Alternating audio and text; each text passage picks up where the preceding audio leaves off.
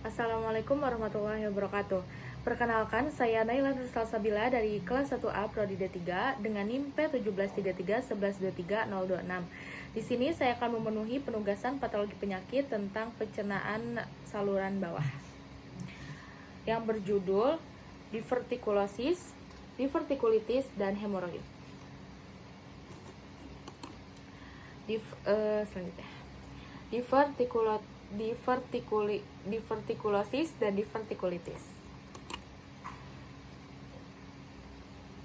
Apa itu divertikula? Divertikula adalah tonjolan kecil di lapisan dalam usus besar. Bentuknya seperti kantung kecil dengan bukaan sempit. Divertikula ini sering berkembang karena tekanan lokal pada area usus yang lemah dan mungkin berhubungan dengan sembelit kronis dan rendahnya asupan serat makanan. Penyakit ini lebih sering ditemukan di kemudian hari, meskipun orang-orang di segala usia dapat mengembangkannya. Apa itu penyakit divertikular? Kondisi memiliki divertikular disebut dengan divertikulosis. Kebanyakan penderita divertikulosis tidak menunjukkan gejala apapun, dan banyak orang menderita divertikula selama bertahun-tahun tanpa menyadarinya. Namun, divertikula terkadang bisa meradang dan hal ini dapat menyebabkan nyeri, diare, dan demam.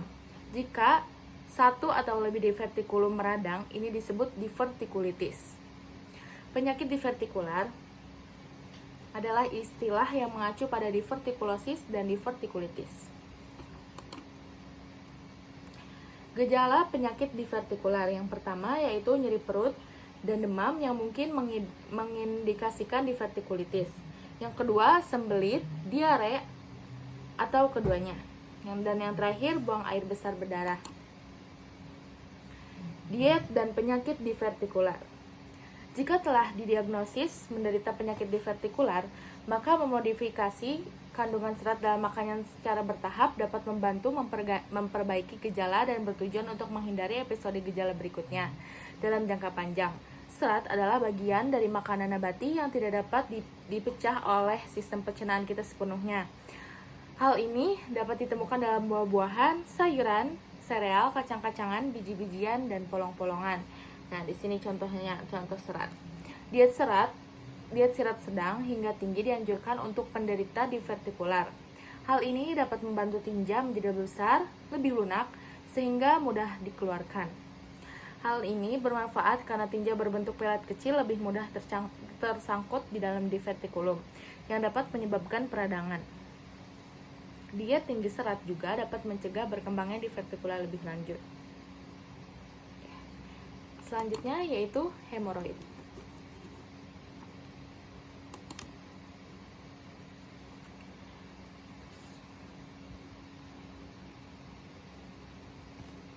Apa itu hemoroid?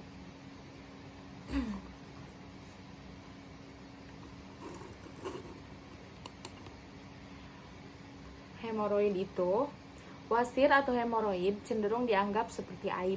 Biasanya orang yang menderita wasir cenderung diam-diam saja dan tidak ingin membicarakannya, bahkan ke dokter pun enggan. Padahal wasir merupakan masalah kesehatan yang umum terjadi di masyarakat. Wasir adalah suatu kondisi medis di mana terjadi pembengkakan pada pembuluh darah balik atau vena di sekitar anus dan rektum, di sekitar anus atau rektum bagian bawah di sebelah sini ya. Meski tak tergolong penyakit mematikan, ambien dapat menyebabkan ketidaknyamanan akibat rasa gatal dan nyeri yang ditimbulkannya. Wasir dapat terjadi di segala usia, tetapi lebih sering dialami oleh usia orang 50 tahun atau lebih.